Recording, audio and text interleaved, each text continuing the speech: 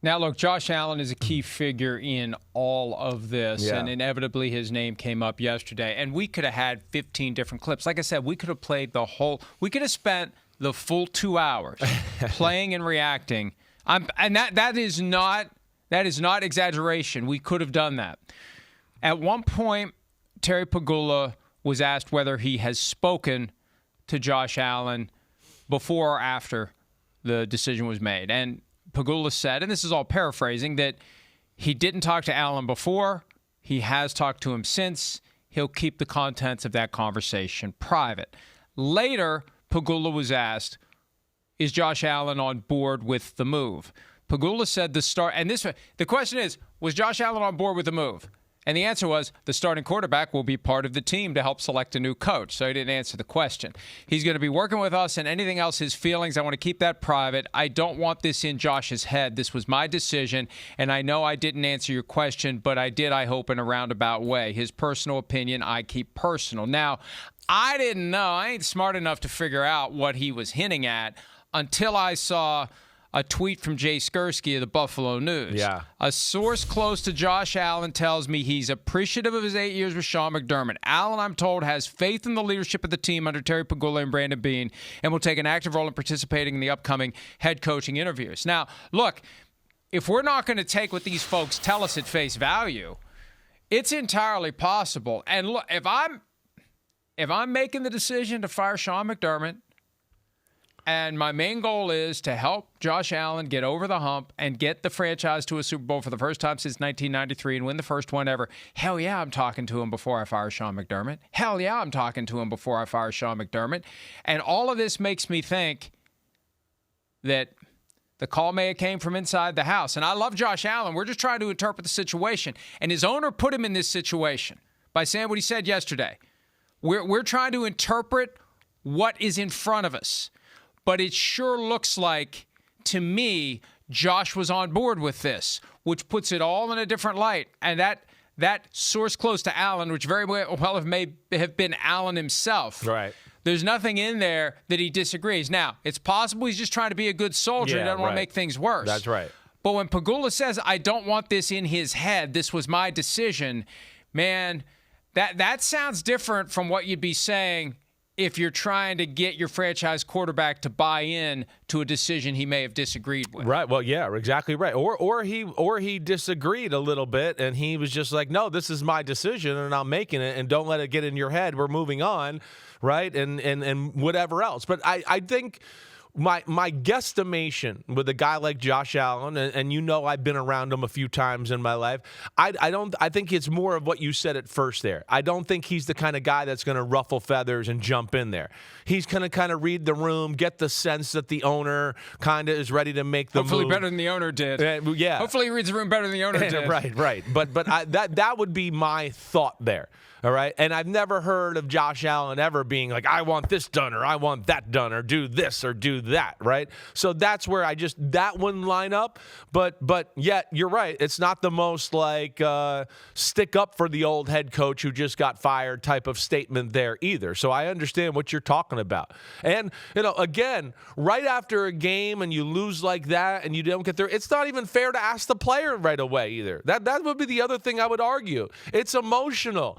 It's about like the players going, man, what do we got to do to win? What has to change? All of that. The things are in their brain that aren't really reality in those moments. I've been there, and I'm not like Josh Allen, but you're still kind of unpacking what the hell happened in the moment and the devastation of the loss, and you're not going to think clearly there all the way either. So, again, I would have a hard time thinking that he said anything negative towards Sean McDermott. I just don't feel like that's in his DNA there. I have a new theory. Yeah. I have a new theory. Yeah. After we talked it through. It's good that we do this. Mm-hmm. I think that Josh had the emotional reaction that he did after the game because he sensed what could happen. Could be in trouble. I think I'm with you, right? Mike. See, he knew. Okay. Yes, I hear you. Right. I got my coach fired, and I made the comment at one point in the power rankings a few weeks ago, Josh Allen's going to take the blame, Sean McDermott's going to take the fall. And that's exactly what happened coming out of that game. So it's all making sense now. Because I'm trying to think of the conversation that Pegula and Josh Allen had. And Josh Allen, I got the coach fired. I played a bad game. No. It had nothing to do with the game. It had everything to do with what I sensed when I walked into the locker room after the game. I just sensed something in the locker room. But this was coming. I knew this was coming. No, this wasn't coming. I wasn't thinking about it at all. Right? So it fits now with what he's saying. Because I think they may have had to go to Josh Allen and get him to not feel like it's his fault. Right. That's where he's saying Josh it's Allen in his head isn't or whatever. wired to disagree. Right. I think we got it now.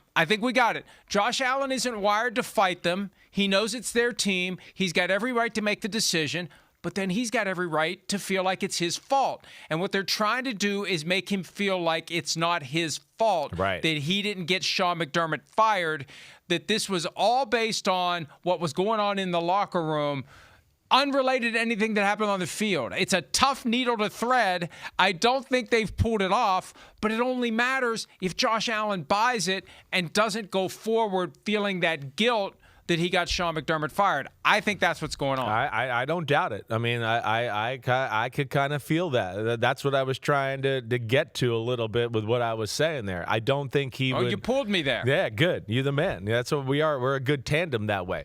But so that gets into, again, here we are with Josh Allen feeling like he got a head coach fired and he's sobbing at the locker. And again, Josh Allen, I think, pays attention to the league enough to know that this was a possibility going into the playoffs, right? He doesn't need to hear from ownership or whatever else. I think he's smart enough to kind of read, the lay of the land a little bit to go, okay, man, my coach, it sounds like some people in the know think he might get fired. Holy crap. Right. And I think that's what led to some of the tension even in Jacksonville that we all witnessed, where we thought, man, I feel like Josh Allen looks like he's under more pressure in that football game than I've ever seen in my life. You could see it on his face. He was wearing it there. But Thank you. Right. Thank you. Right. That was my assessment as well. Others disagreed with me. Thank you. No, it was. I was saying it out loud during the game too, so I'm with you 100%. So within all that too, but this brings us back to Josh Allen. It feels like it's his fault. Yeah. He does, because Buffalo is never good enough as a full football team to ever win games unless Josh Allen is amazing.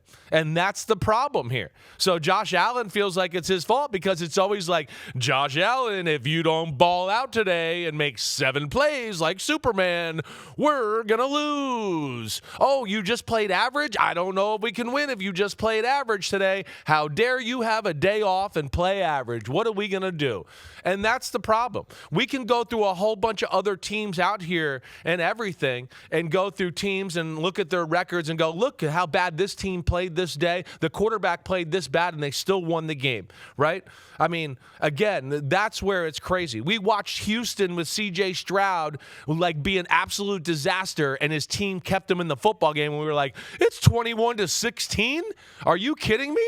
And C.J. Stroud and the Texans offense has been Tropic Thunder here all day? You never go Tropic Thunder. So that he's never had that benefit. And that's where we get into and what the conversation is right now, because one, they didn't handle the press conference the right way. Two, I feel like media members in Buffalo and national media members have started to call coaches and GMs that they all know, and people are like, what? Like, yeah, Buffalo's been good, but man, are you like, man, McDermott took the fall here? Right. Well, I mean, who's the all-pro defensive player the Bills have had ever since they – oh, that's right, nobody. Who's the guy that we got to worry about game planning on the defensive side of the ball? Nobody, ever, never. Who's the one guy we had to ever worry about on offense? Okay, Stephon Diggs for 2 years in Buffalo. We had to worry about it. Other than that, it was nobody else. The receivers, none of them have gone on to be successful anywhere. They've had guys come back to them who have had success, but that's only because it's Josh Allen. They can't be successful anywhere else. Or it's guys that have been on a bunch of other teams. So that's where, other than the offensive line and James Cook, there's been nothing to really look at in Buffalo, again, that puts them in the class of the teams that we talk about, that we all put them in that class just because they have Josh Allen. And I think that's where it all seems a little weird, especially to the people around the NFL. Hi, it's Mike Florio. Thanks for watching PFT on YouTube. Hit subscribe for the latest news and analysis from Pro Football Talk.